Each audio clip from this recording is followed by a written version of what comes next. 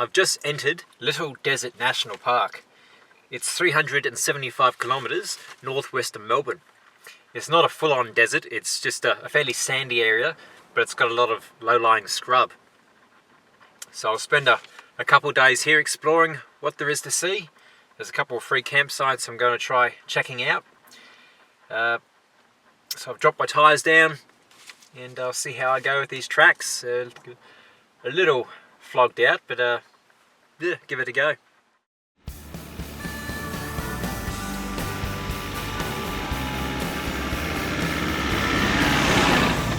The first section of this park, 217 hectares, was set aside in 1955 for protection.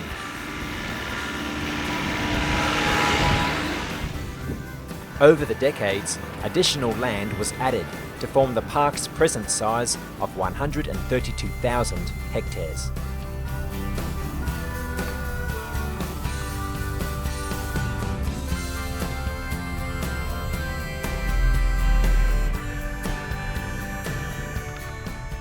I arrive at the first feature on the park's map. This is a salt lake in the middle of Little Desert. I tasted the water and it's pretty salty. It's a little oasis in the middle of nothingness. I reach Kiata campgrounds, which provide basic picnic facilities, toilets and fireplaces.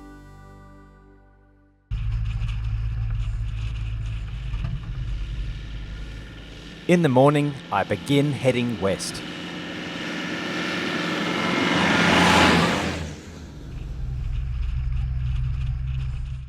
I've just pulled off the track to Darwin Bergs mill. It's an old windmill site. Looks like it used to be where cattle were watered back in the days, and this is probably a cattle property. Not much left of the windmill now. You can see the old water trough. And the old windmill.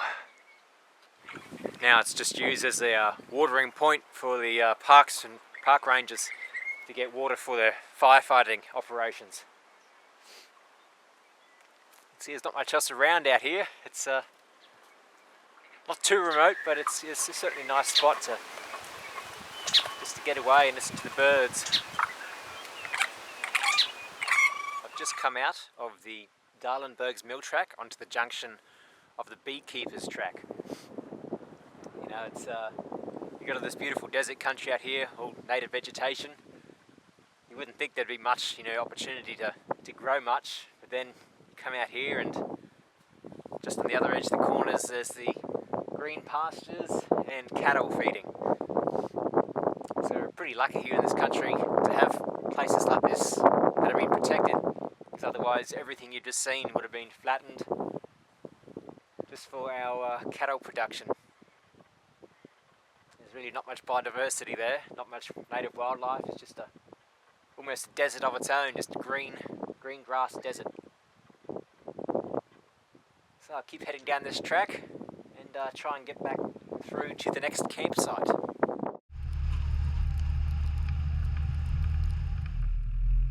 I must drive a few kilometres north on Harrow Neil Road before re-entering the park.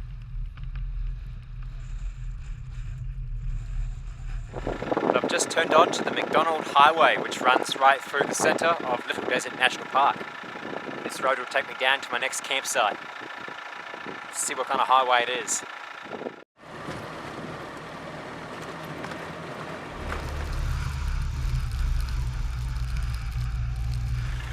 I've just turned off the McDonald and heading up towards the Redgum Swamp picnic area. I thought it might be time to have lunch, but all this area here, it's a vast change from the previous landscape.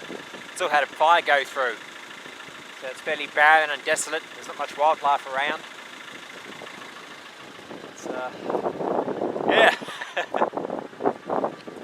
So I've just pulled into Redgum Swamp. I thought it was a bit of a picnic area, but apparently not. It's just this spot here. If you blink, you'll miss it. I sort of drove past it thinking that can't be it, but it's got literally a parking spot and a single barbecue spot. So I'm going to have some lunch.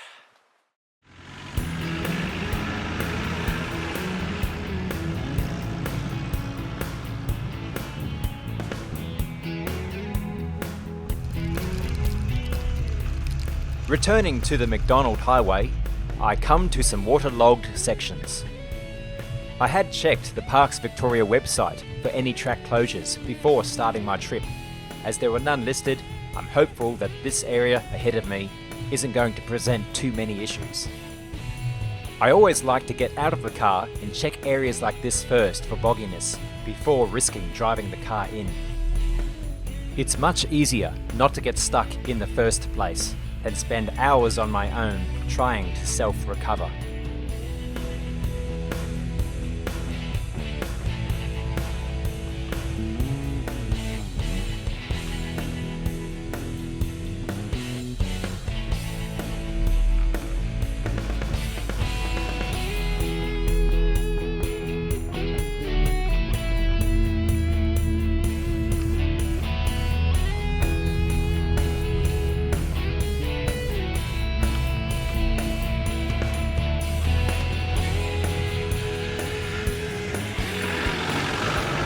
I exit the last of the waterlogged tracks and it's back to easy cruising.